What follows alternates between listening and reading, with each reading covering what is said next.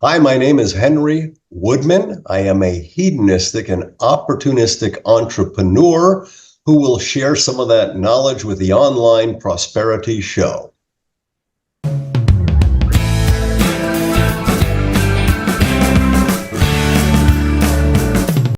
Ladies and gentlemen, welcome to yet another exciting episode of the Online Prosperity Show. I'm your host, Prosper Taruvinga, and today we have a truly remarkable guest who embodies the spirit of adventure and creativity. Now, Henry, how are you doing, my man?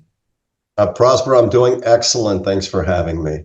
Well, the pleasure is all mine. After what I've heard, and we're about to hear about your journey, your life story, and everything else, I can't wait.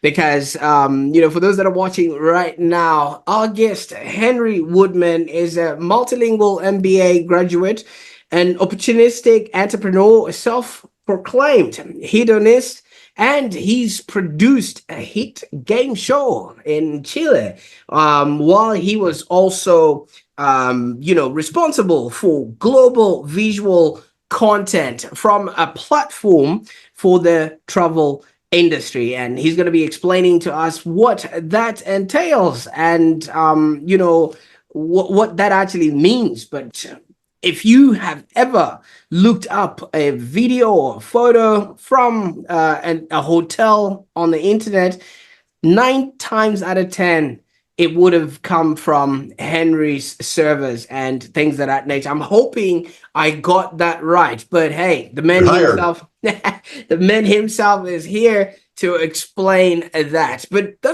it doesn't end there, because Henry's journey is as diverse as it is actually inspiring. I mean, you can look at his background there. There's just so many accolades, and there's trophies and stories that are yet to be told. And he's also a four-time local Emmy nominee and the author of a newly published book, The Reincarnation of Marie. And I can't wait to jump into this incredible story, ladies and gentlemen. I know it's going to be filled with twists, turns, and perhaps a few Pac-Man machines along the way. It's one of those things when you meet up with people that are, fully decorated. So get ready for an episode that promises to be as entertaining as it is enlightening. Now, Henry, I saw you rolling your eyes, just say, "Oh my God, where is this guy getting all of this from? And is this actually me being represented in this? Or am I the next guest?" Well, let me tell you, you're the man. You've had an incredible career, from film production to founding a tech company. First of all, who is Henry, and what can people expect from this episode? Wow, I was thinking to myself, that guy's pretty cool. I mean, I had total imposter syndrome thinking, I want to be like him when I grow up. And sure enough, you're saying that was me? Wow, that was an impressive bunch of accolades. I'll correct one thing, and that's the book. I didn't write the book, my dad did. I just published it, but we'll get to that. So yeah, it's all a wild and true story. I do consider myself, more than anything, a hedonistic and opportunistic entrepreneur. I don't know if I could say that 3 times fast, but essentially, I do things that I enjoy for my own pleasure, and I take advantage of opportunities if and when they present themselves. I know you didn't mention this one, but I'll start at 13, where I think it kind of started. I went to Mexico for a swimming meet. I was a swimmer as a kid. And I bought a switchblade, and I brought it back to junior high, and the kids loved it, right? I'm like, wow, okay. So, I convinced my dad to get me a ticket. I'm 13, mind you, to get me a ticket to Mexico. I go to Mexico, I buy a couple of boxes of switchblades. I come back and I sell them in junior high. Now, keep in mind, this is 1973. You could do that then. And that was my first sort of venture into, opportunity, make a little bit of money, switchblades, I'm cool, right? So from there, I'm going to let you drive the show and you ask the questions, because it's been a roller coaster ride up until, well, it's still a roller coaster ride. I mean, absolutely. At the end of the day, Thank you so much for sharing that aspect alone. What was the fascination around Switchblade? Well, it wasn't so much a fascination. It was as cool to push a button and a blade comes out, you know. And when you're a teenager and you're in junior high, it's all about, you know, impressing your friends and status and like, oh, look at this. And then a blade pops out. And aren't I cool? You know, I wasn't into the, you know, gangs or fightings or anything. It was just one of those prestige things. And, you know, you wanted to fit in with the cool kids. I can only imagine because I mean it was probably one of those lunchtime or break time, endeavors and activities. And go to Henry, he can hook you up, and obviously, but nobody got hurt or no accidents. Not to my knowledge. I probably wouldn't be having this conversation if I knew there was some injury involved. It was a benign, it was more a toy than it was a real knife, in my opinion. But you know, today, you know, you never know. I don't think you'd be even allowed to purchase any of those and cross the border No, with. no, you Absolutely. couldn't bring it on a plane. If you were caught in school with that, you'd be expelled. No, it was a different time. Great stuff. Well, obviously the entrepreneurial blood was already flowing in those veins, but you didn't just end there. This must be something with you and the Spanish countries. You went to Chile to produce a game show a little bit later on in life. Correct.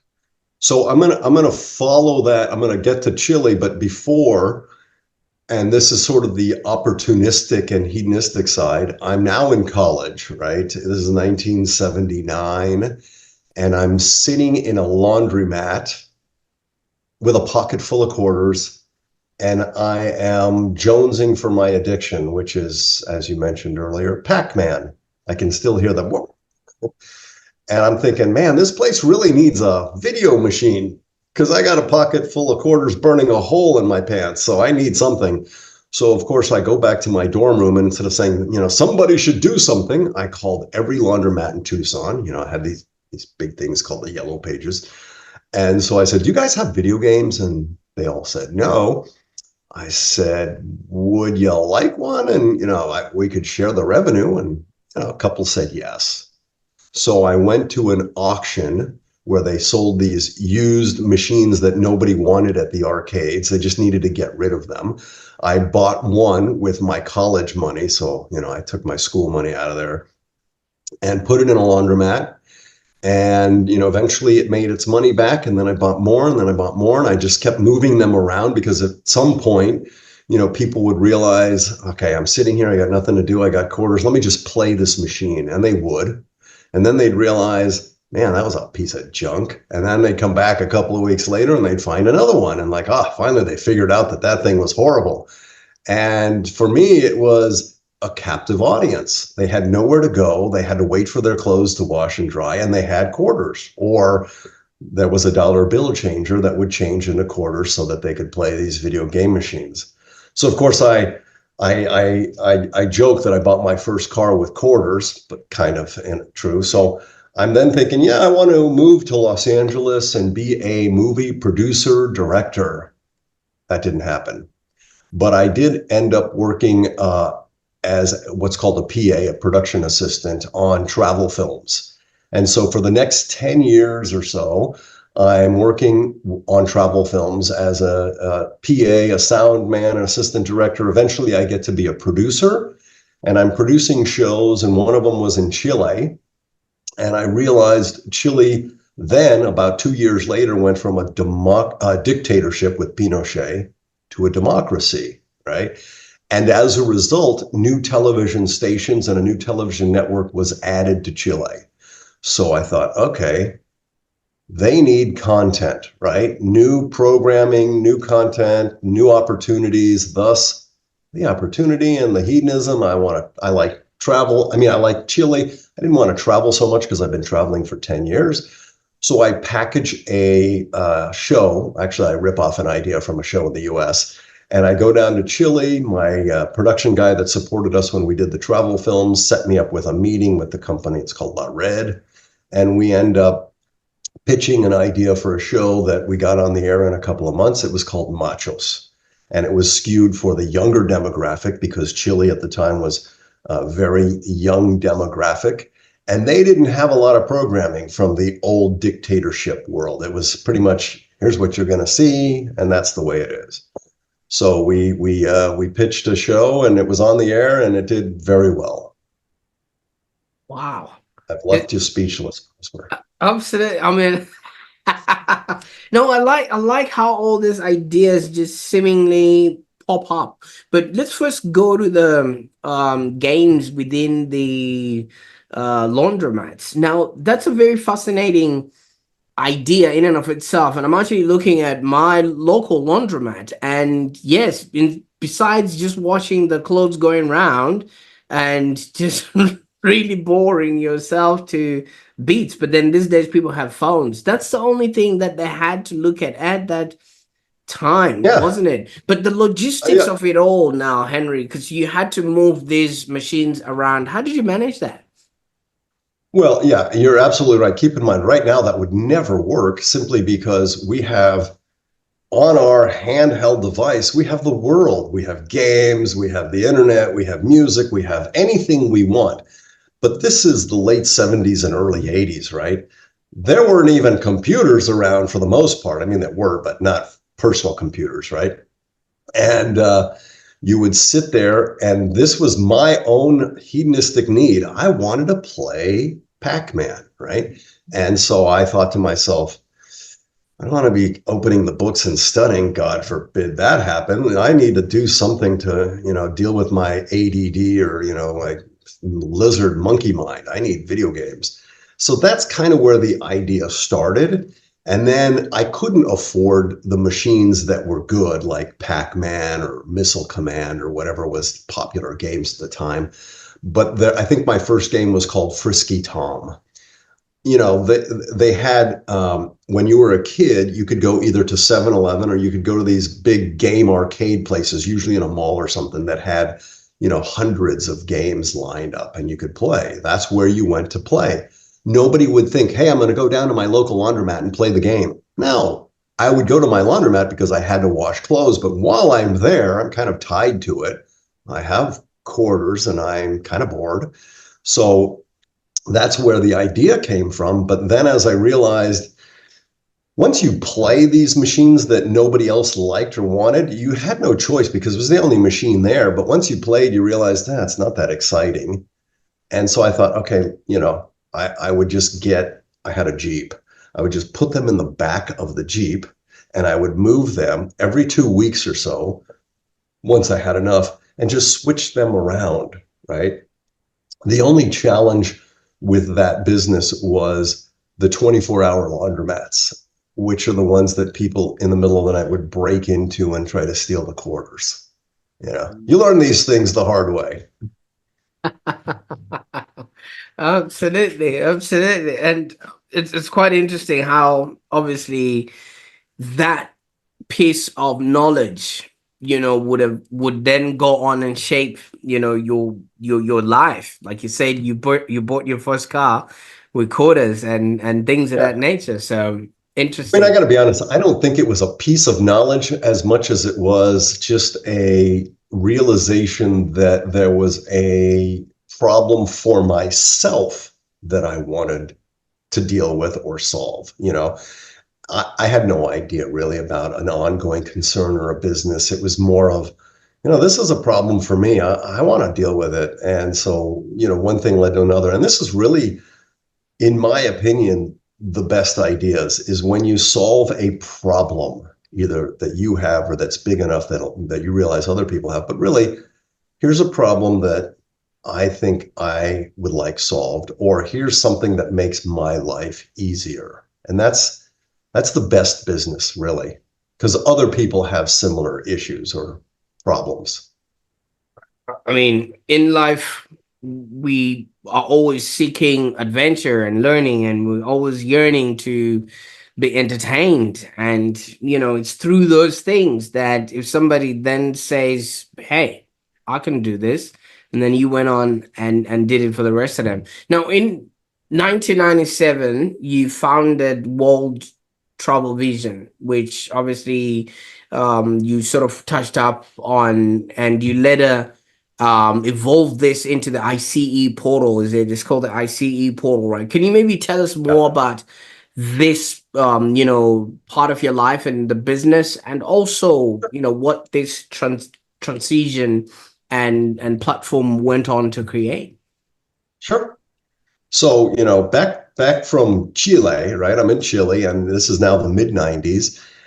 And somebody introduces me to digital editing, right? And I'm thinking, that is the coolest thing ever. Because, when I started, we would take celluloid film and cut it with a razor blade. And then eventually we do videotapes and we would merge them and do edits with video, right?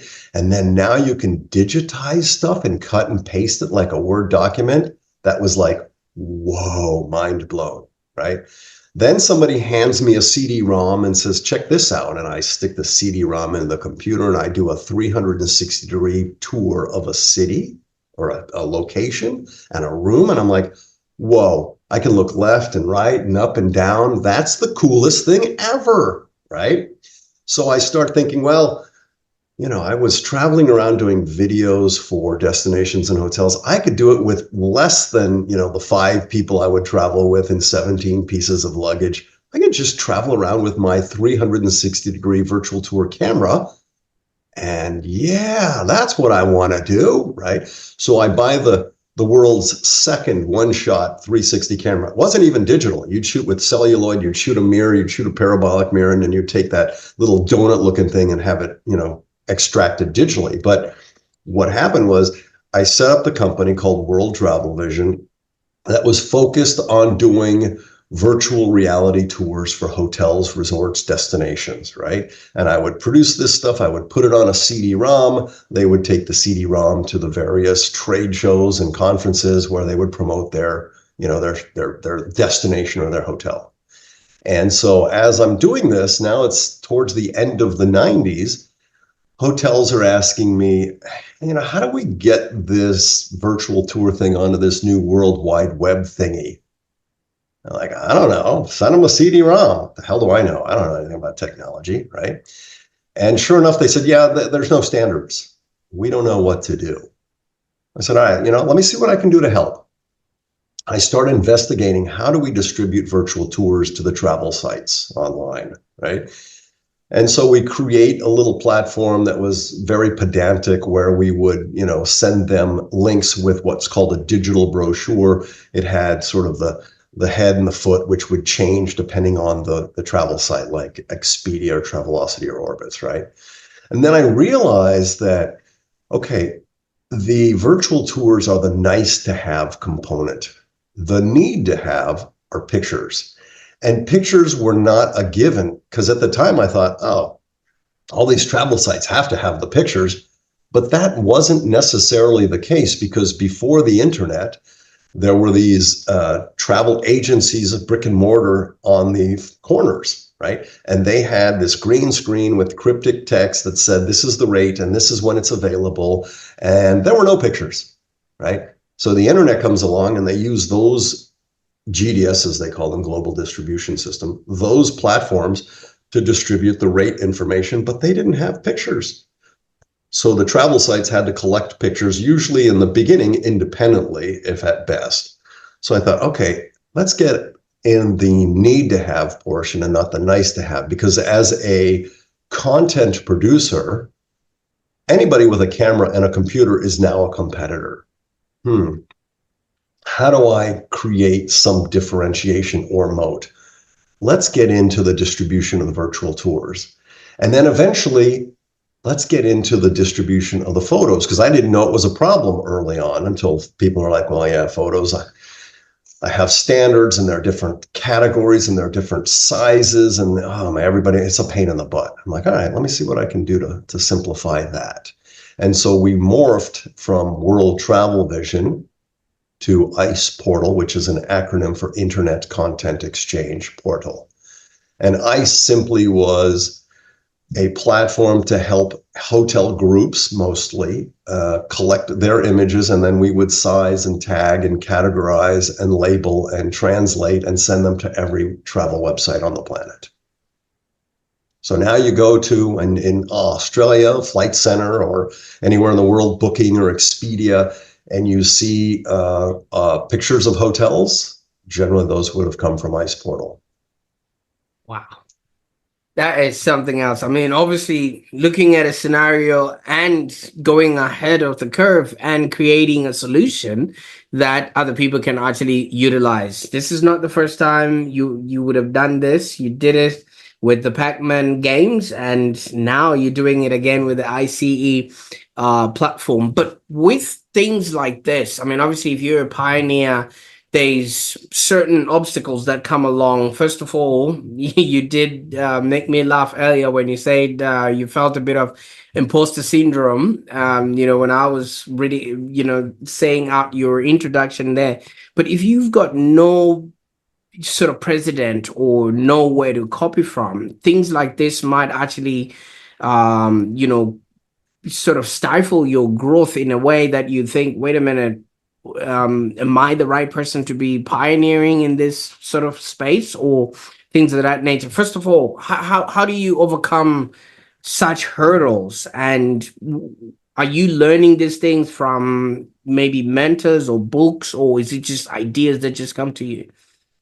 Yeah, wow, that's a lot of questions there. So, yeah, I mean, listen, everyday people, they'd be lying if they don't say, oh, I've, had imposter syndrome at some point. It hit me at some point early on. Early when I was doing things, I would just do it because there was no real pain, meaning if I failed, so what? I don't have a lot to lose. I don't have far to fall, right? If the video games in the college fail, so what? It wasn't a big investment, and I don't have a house or a family or a mortgage or anything. So what am I going to lose, right? As I move on, I start Ice Portal, and at this point, I have to invest a lot of money to build the platform because I was never smart enough. I don't think I'm smart enough now, but to raise money. And had I known how to raise money, I probably would have done it. I would have definitely fucked it up and bought a lot of things and spent the money and gone bankrupt, right? So it helped, in my opinion, it helped me with the bootstrapping, learn and go through the hurdles.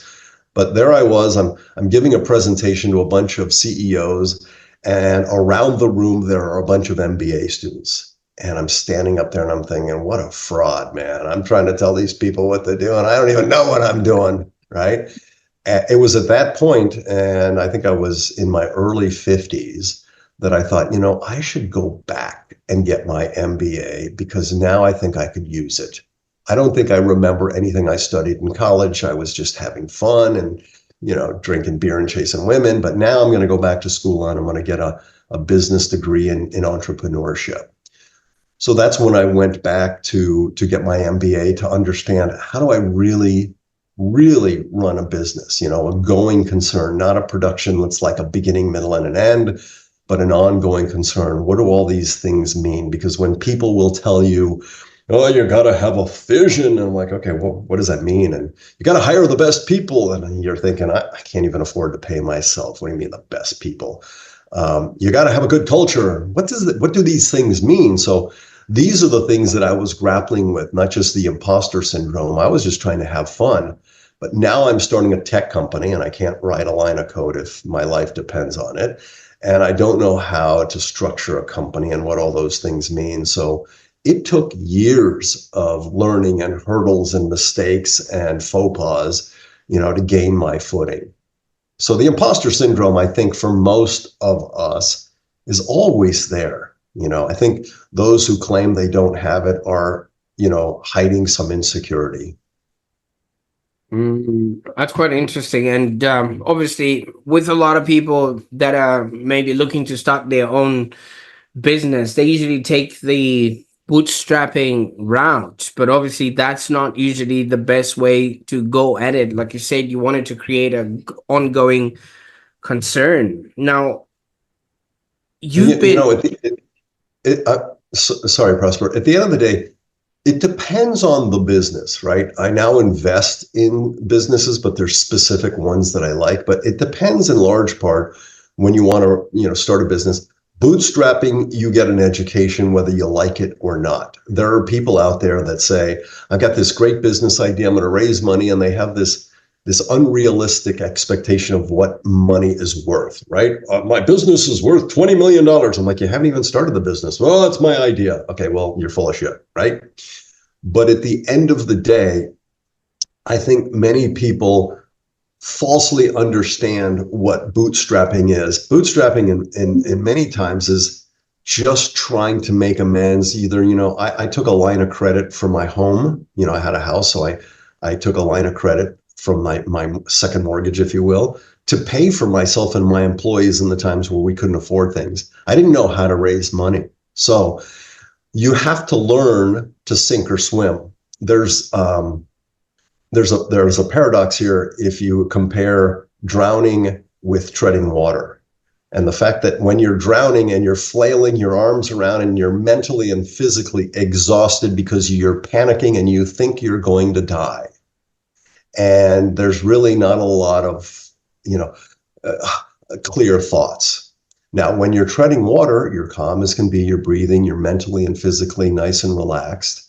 But getting from drowning to treading water is not that easy. I don't just throw you in the deep end and say, okay, do this with your arms. Okay, that's not going to work. It takes time and practice and mental and physical fortitude to get to that treading water. And it's the same thing in large part with business.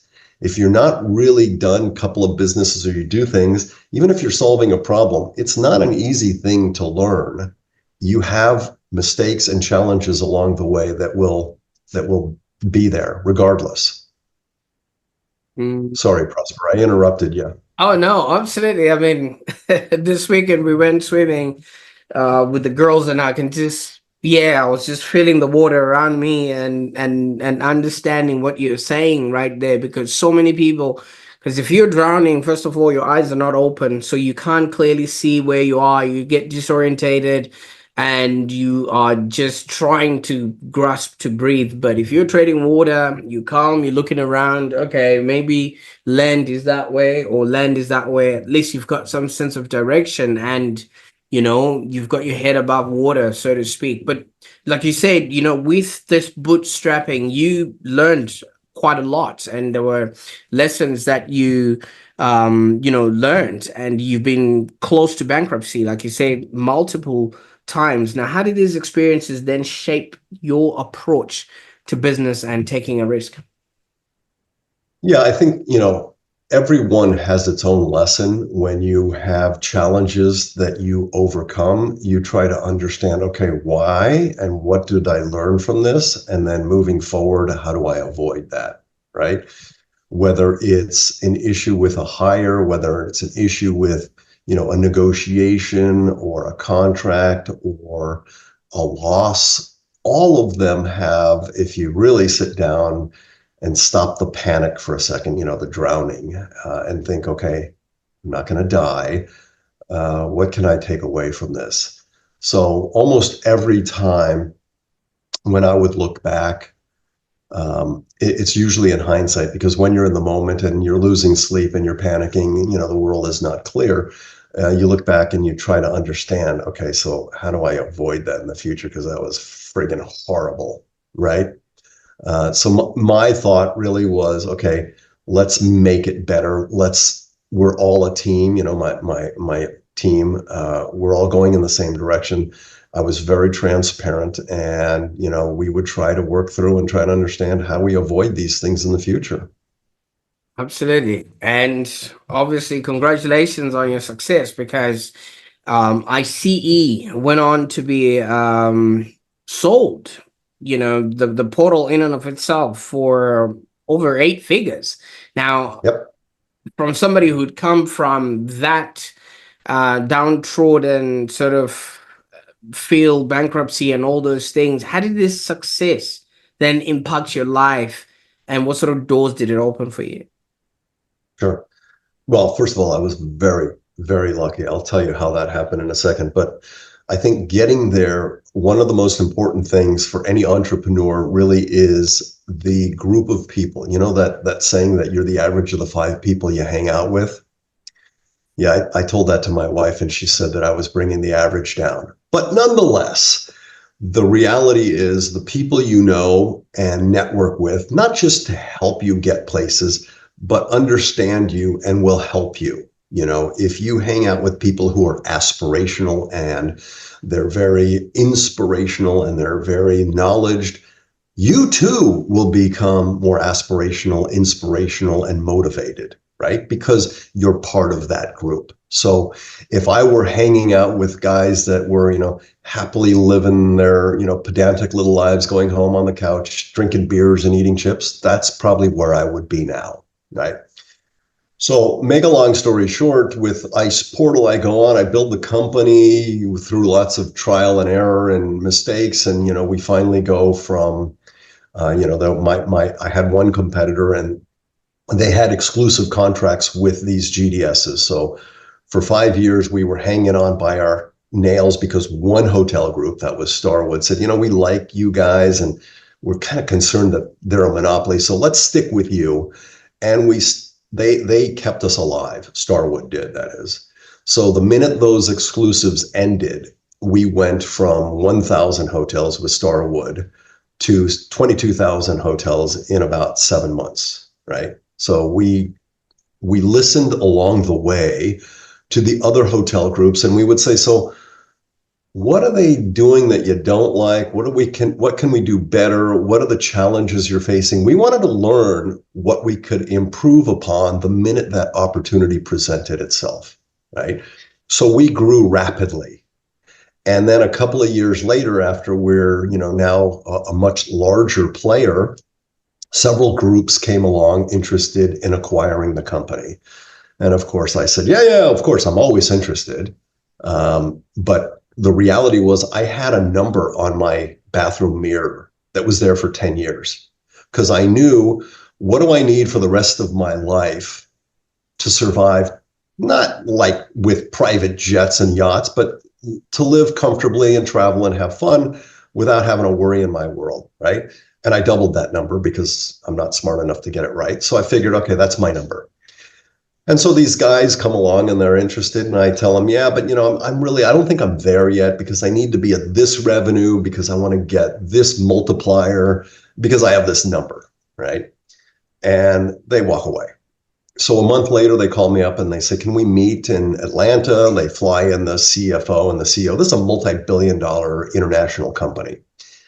And so they throw out a bunch of numbers and they tell me the justification for what they want to pay.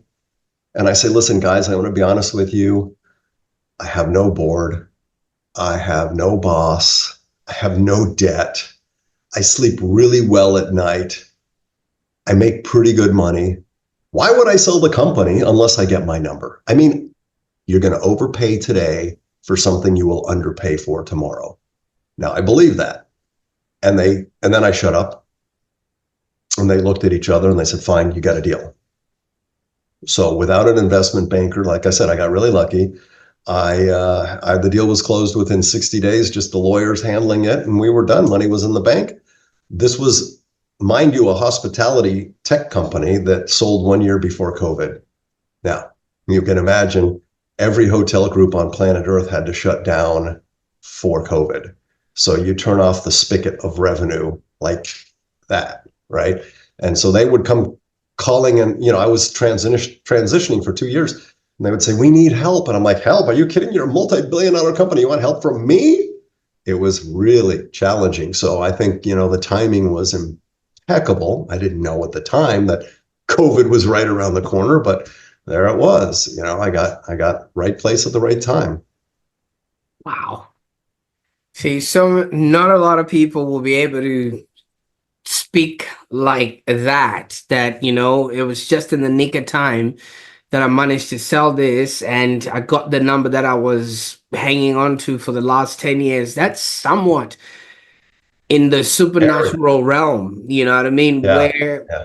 I think it was Jim Carrey who walked around with a check of $1 million for services rendered and things of that nature. So from what I'm hearing, your story is just blurring between the lines of reality and the supernatural. How do you balance these sort of elements in your work, or are they just happening for you behind the scenes, or are you actually sitting there and actively working towards that? Because this is, yeah, the Yeah, serendipity in this is very uncanny. I don't know if you ever actively, I mean, you have these ideas of how the world is going to play out, but it doesn't always happen the way it is in your mind, obviously, right? But I think the most important thing is that your thoughts create your life, right? Even though there were times where, the world was coming to an end and I was about to lose my house and I didn't know where I was going to get the money to pay the employees, I didn't think that, and truly, that it was the end of my life. I just thought, oh shit, am I in a horrible predicament? But mentally, I always believed, at some point I'll be fine, right? It's like I've got a roof, I've got food, I've got shelter. Nobody's trying to kill me, literally. So, what's the worst that could happen, right? So at the end of the day, I think your thoughts create your life. If you believe, you'll get through the obstacles. There are very few people and businesses that, build something and within, a short period of time, they are hugely successful. That's really rare. When people say overnight success, yeah, I've been building it for 20 years, right? And the first probably 6 or 7 years, I paid myself paltry wages. So it wasn't, an instant success. So the answer to the question really is, focus on where you want to go with the vision, knowing that there are possibilities that you pivot, right? I mean, if I started a business duplicating DVDs and I found out that the internet is taking everything into the cloud, I obviously have to pivot, right? Maybe I do a cloud-based storage, who knows? But, be aware of what the world is telling you and sort of continue with the vision.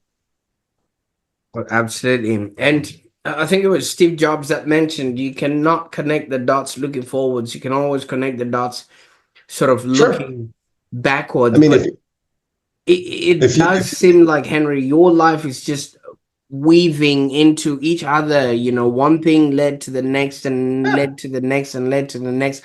And obviously, as with anything, we go through our highs and our lows, and you've had your own fair share of those. And yeah, now you've got a good story to tell, and especially on the yeah, online prosperity show. What sort I of mean, sorry, I was going to say, let's be clear. Steve Jobs is absolutely right. The dots connect. If you would have told Steve in college or in junior college when he was taking a class in calligraphy, what a waste of time. That's the dumbest thing ever. He would have said, yeah, well, I like it, right? Who would have said that was going to play a part in creating the font types for the Mac, right? Nobody. But the reality is when you look back and you're like, yeah, that experience and this experience, and this is how they all connect. I mean, obviously going from, producing travel shows to understanding Chile to a game show to seeing digital to seeing virtual tours to travel to internet to pictures. Oh, it does connect really in the long run. You just kind of figure, I happen to be hanging around these places and I happen to learn and happen to see the opportunity and be hedonistic about it. Now, the last opportunity, I don't think I was hedonistic because I don't know technology. When I started the company, I didn't know how to write code. I hired people that recently left Microsoft to start their own consulting company. I was their first hire, so I got lucky. And instead, I couldn't afford them. So I said, listen, we'll barter. I'll pay you cheap as hell and I'll give you a percentage of the company, right? So for 4 years, I got the most amazing tech platform. Then when that agreement ended and we continued on, they had thousands of developers and I was relegated to a second-class citizen. So I ended up buying them out. So I bought that 10% back, right?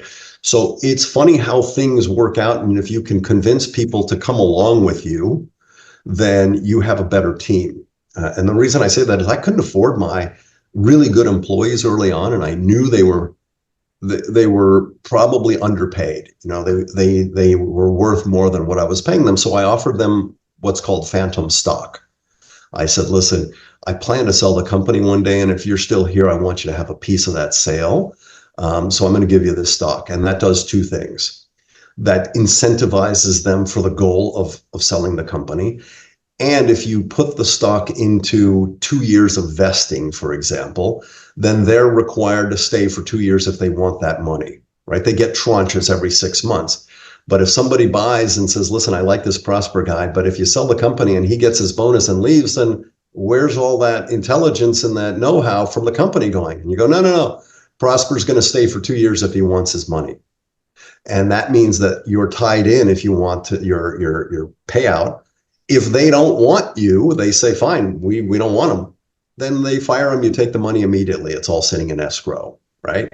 So it gives everybody a win-win-win. One, you get people that believe in the long run and are working towards that goal.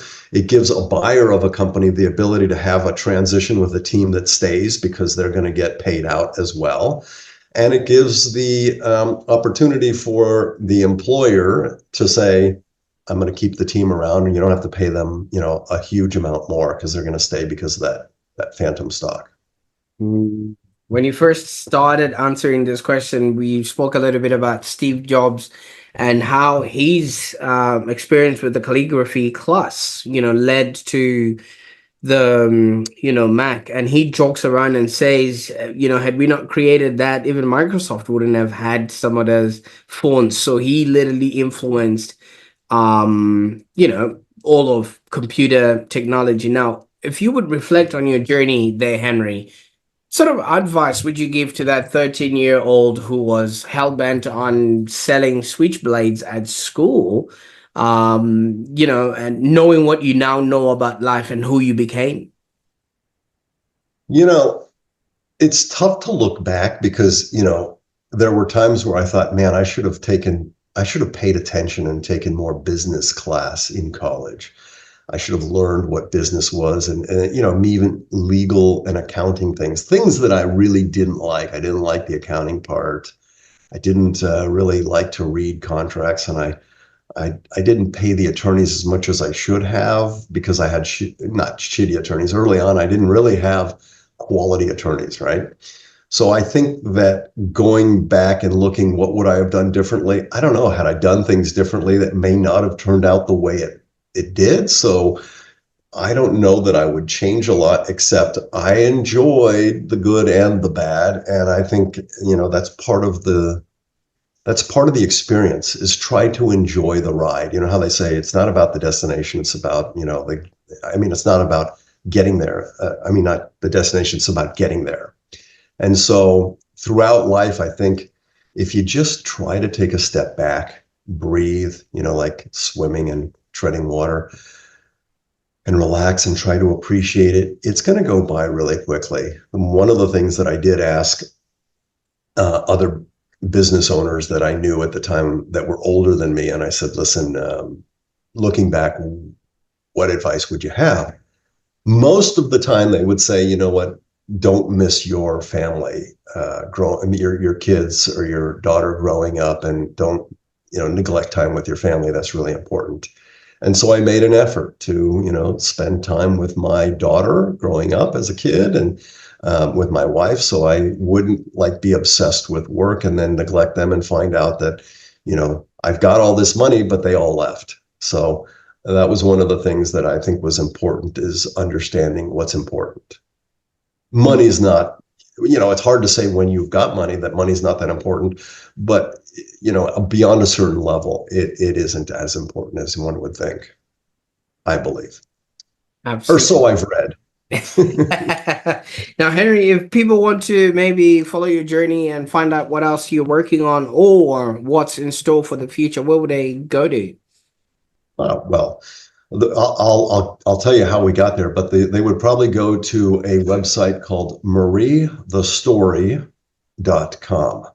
Now, as you recall, when I graduated college, I moved to Los Angeles with ideas of becoming a movie producer director. This is in the early 80s, right? And there were a handful of studios that controlled the world of movie production and distribution. So it was a really hard game to get into, right? That never happened. But I did buy the rights to a book.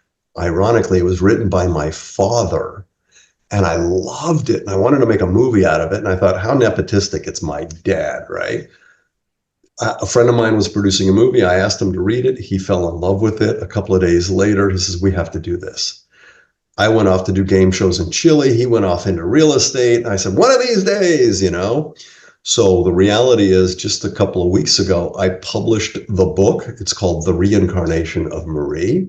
And the book is the springboard for a TV series we're developing about this concept, which is, you know, a guy falls in love with his, or finds his soulmate, except she had died 100 years earlier.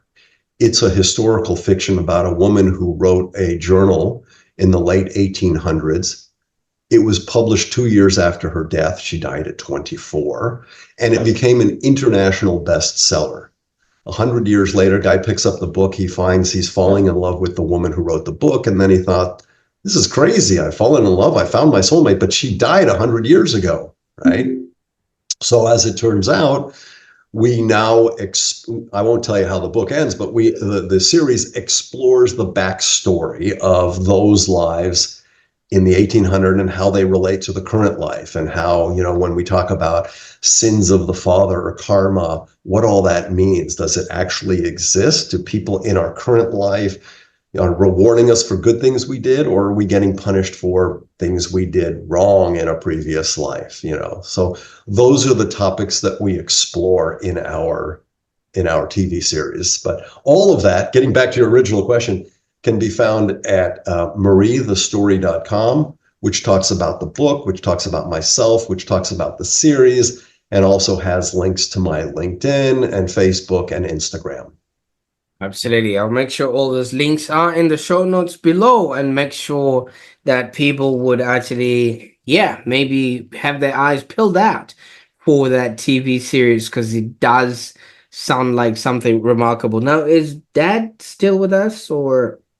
Oh, Dad wrote this more than 40 years ago, and he passed 14 years ago. When I read it, he didn't plan on publishing this. And my sister read it as she was helping him move.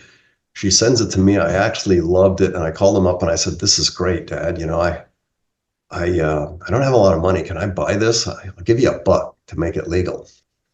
So he's like, yeah, sure. So, you know, here we are with the rights to a book, which is now getting some good traction. You know, in the first couple of weeks, everybody that's read it has fallen in love with it because of the concept. It's a very passionate little read. Absolutely. Looking at your journey, Dad helped you, if I'm not mistaken, to obviously start the Switchblade business, and he's always been supportive, and now he's left you with this legacy that you are now reliving in your semi-retired years. I mean, you've done the work now, you sold the company, and you're looking for passion projects, and this so happens to be one which your dad was in the process of creating. I mean, if he would have been here with us today, what would he say about the man you've become, Henry? You're absolutely, thank you, by the way. You're absolutely right. Is closing the chapter, pun intended. But what he would say is, I'm proud of you, because, you know, he was a very dynamic and energetic guy who also was into business, but I don't think he was very much like ADD. He'd go, I got a great idea, and he'd start something, and he'd be like halfway into it, and then there'd be another idea, and he'd go off into this idea. So he wasn't good on the follow through, but he was great with the ideas and the concept. And he was an absolutely phenomenal writer. He didn't write love stories, which this pretty much is. It's a historical fiction love story. He wrote travel stuff and, you know, ancient Nazca and ancient ruins and stuff. You know, he was an explorer as well. So I think he would be proud, simply because bringing it to life was something that I love. I like the creative part, and the fact that, you know, I could sell the business and do that, I think he'd be very proud. Well, let's hope. Maybe he's reincarnated helping me now. Absolutely. I mean, this is remarkable in and of itself. But obviously, I mean, Henry, This has been remarkable. I mean, your life story and your experience have so much value. Each part, each segment is a book in and of itself. What can we expect after Sleeping has been done and produced? What's next? I can't wait to hear this. Well, here's the good part. So, creating a movie is a one and done, right? Unless you do a follow up, number two or sequel or something.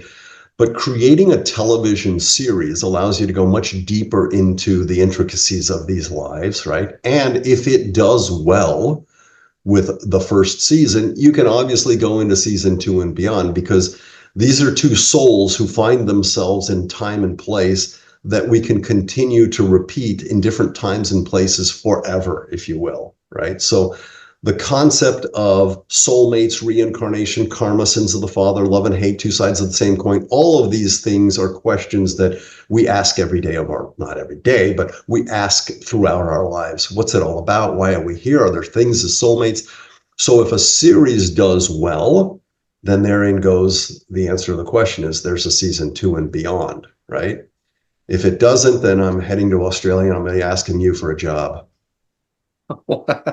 He can help me produce this show, my man. Now, Henry, thank you so much. First of all, for literally having had this journey, because had you not, this episode wouldn't have been as enlightening and fascinating as it has. The highs, the lows, all of those were in good measure. For you to literally relay this to us today. Now, you know what I learned from all of this? If you're going through stuff or you are about to drown, just keep treading the water and breathe, because one day you have a good story to tell on the Online Prosperity Show.